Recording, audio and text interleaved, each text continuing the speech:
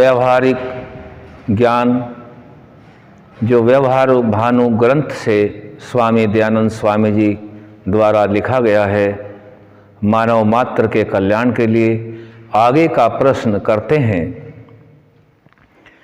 किस किस प्रकार से और किस किस व्यवहार में तन, मन और धन लगाना चाहिए। किस प्रकार से लगाएं और किस व्यवहार में लगाएं, तन, मन और धन। इसका उत्तर स्वामी दयानंद सरस्वती जी अपने व्यवहार भानु ग्रंथ में प्राणी मात्र के कल्याणार्थ इस प्रकार से समझाते हैं।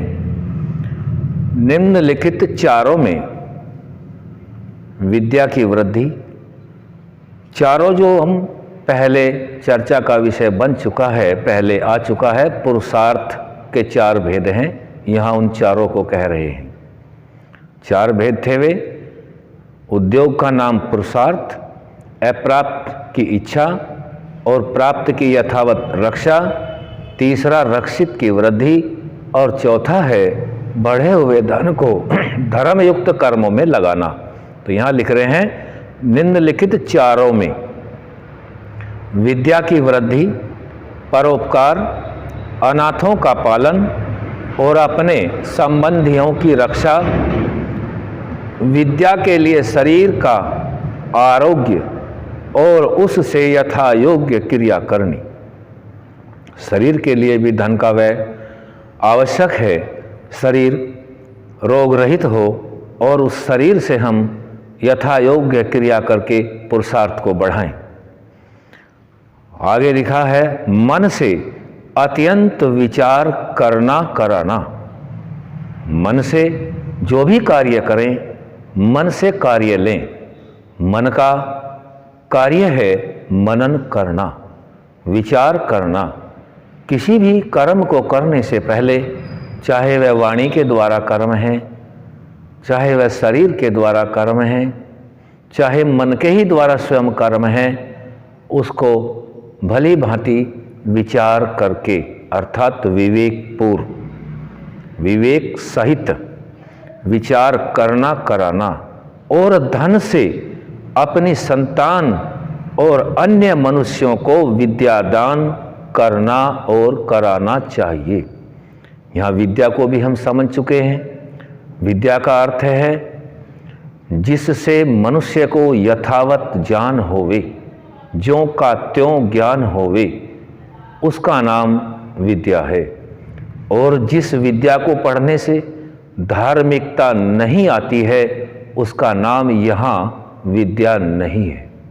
वह केवल धन उपार्जन के लिए एक सीख मात्र है।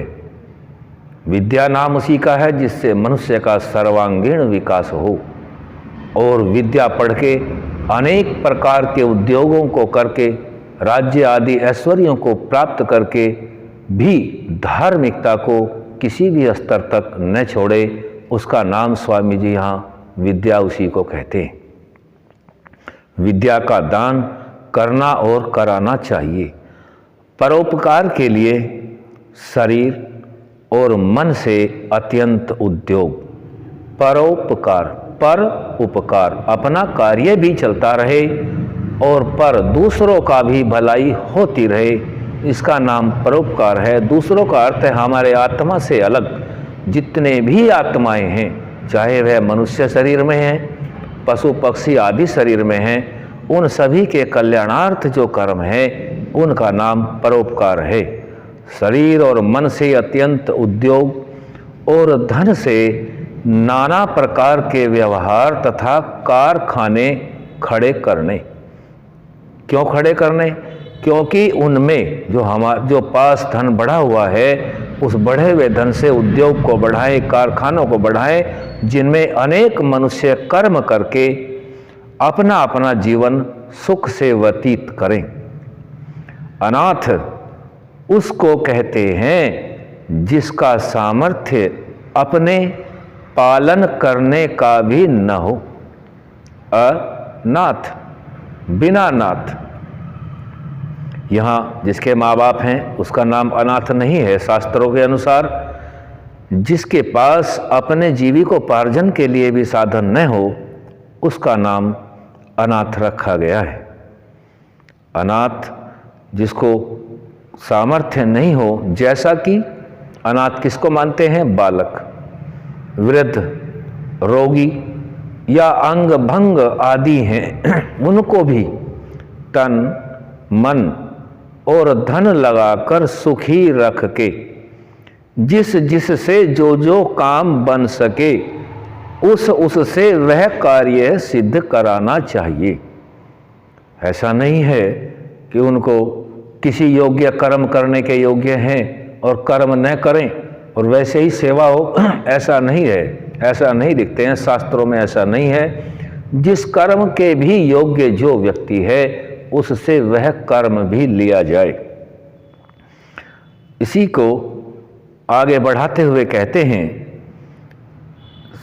जिससे कोई भी आलसी न हो, क्योंकि यदि उसको हम पूर्ति के लिए सब कुछ देते रहेंगे या कोई भी देता रहे किसी भी व्यक्ति को, तो वह आलसी हो सकता है। इसलिए उनसे कार्य जो उनके योग्य हो वह कार्य सिद्ध कराना चाहिए, जिससे कोई आलसी हो के नष्ट बुद्धि न हो और उनमें संतान आदि मनुष्यों के खान पान अथवा विद्या की प्राप्ति के लिए जितना तन मन धन लगाया जाए उतना थोड़ा है। परंतु किसी को निकम्मा कभी न रहना और रखना चाहिए।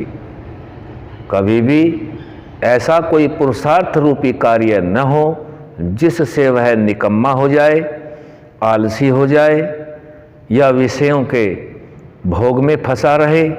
ऐसे की कभी भी पुरुषार्थ करने के लिए शास्त्रों में विधान नहीं है। हाँ, उसकी यथा योग्य सेवा धर्मानुकूल करे और जितना उसके योग्य कर्म जैसा भी हो, कर्म कोई छोटा या बड़ा नहीं होता, केवल धर्म अनुकूल होना चाहिए। इसलिए सभी को कर्म करने की सलाह शास्त्रों और वेद में से निकालकर स्वामी दयानंद सरस्वती जी सलाह दे रहे हैं। यह व्यवहार भानु ग्रंथ में आज हमने तन मन धन कहाँ लगाएं, किस प्रकार लगाएं, इस विषय पर संक्षिप्त से थोड़ा सा जाना है। आज यहीं तक, आगे फिर। ओम